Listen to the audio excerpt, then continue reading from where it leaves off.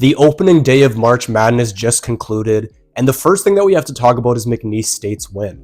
Going into this game, I actually had Clemson in my bracket, and when it was announced yesterday that McNeese's head coach was going to be going to NC State next year, I felt really good about my pick. I honestly thought that would kind of mess up the camaraderie and the chemistry on McNeese's team, but it didn't at all.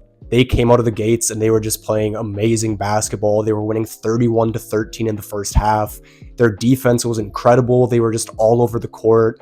And Clemson really just couldn't get into the paint and they couldn't penetrate. They only had 24 points in the paint for the whole game. And if it weren't for a late flurry of threes at the end, that score would have not been as close as it was. In the next round, McNeese is going to be matched up with Purdue and they could win that game. In their last 14 games entering the tournament, Purdue was only 7-7. And even in their first round matchup with High Point, they didn't exactly win convincingly. That game was very close for the majority of the game, and High Point was playing very good defense. And if McNeese is able to play the same level of defense that they did against Clemson, I could actually see them upsetting Purdue and getting to the Sweet 16.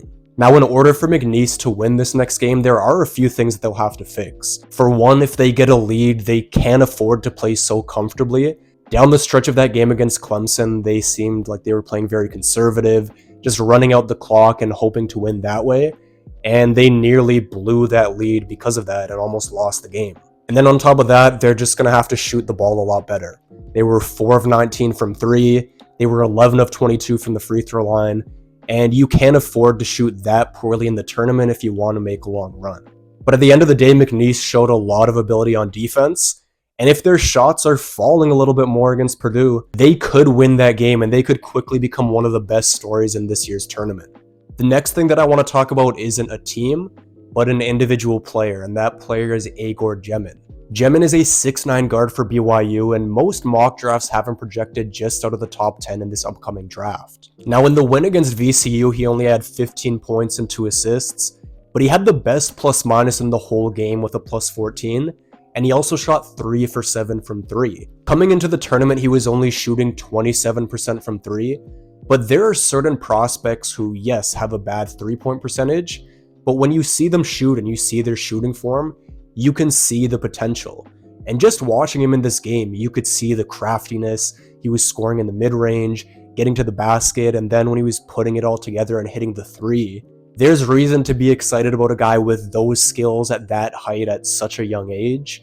And if he's able to take BYU on a run in this tournament and get them another win over Wisconsin, he could really solidify himself as a top 10 pick in this year's draft. So Igor Djemin, he's another guy to watch going forward in this tournament, and it will be exciting to see if BYU can keep advancing.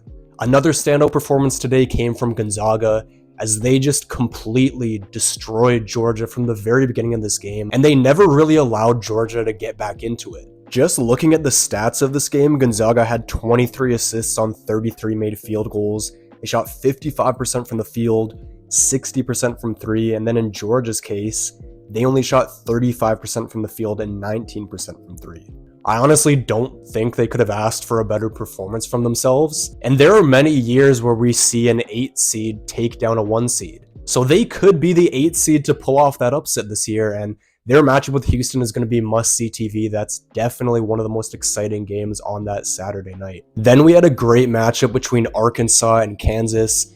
It was extremely high scoring in the first half. The teams combined for 91 points. The scoring did definitely drop off in the second half, but to me, the story of this game was DJ Wagner. Wagner was a 5-star recruit in 2023, and when he committed to Kentucky, everyone expected him to be one and done. Unfortunately, he struggled as a freshman, and his season ended with a scoreless performance in Kentucky's upset loss to Oakland. Wagner decided to transfer to Arkansas to stay with John Calipari, and in the first half of this game, he had 12 points, and he was one of the best players on the floor. He did struggle in the second half, but he had 2 clutch free throws to help seal the game. But to go from having a scoreless performance in his tournament debut last year to being a very key player in Arkansas's win this year, that's just huge for him. And this win sets up a huge coaching battle in the next round between John Calipari and Rick Pitino. So that's just going to be another game to look forward to, and one that could go right down to the wire just like this Kansas-Arkansas game did. Now with UC San Diego losing, there weren't as many upset picks as I had anticipated, but Drake had a great upset win for themselves. Drake hired a new head coach this season from Northwest Missouri State, which is a Division II school. On top of that, 4 of his players from Northwest Missouri State transferred to play at Drake with him. And the most impactful of those transfers is Bennett Sturtz. Sturtz got no Division I offers out of high school, so he had to go play Division II. And now this season, with him finally being able to play at the D1 level, he's put up incredible numbers. And the most incredible number that he's put up is his minutes per game average. He averages 39.3 minutes per game, which leads the entire NCAA. And he showed out in this tournament game against Missouri. He ended up having 21 points and 4 assists on 8 of 11 from the field, 3 of 3 from 3, and of course he played the entire game. So anyways, those were the best stories of day 1 of March Madness in my opinion. Tomorrow should be another slate of entertaining games, and this is looking like it's going to be a great tournament.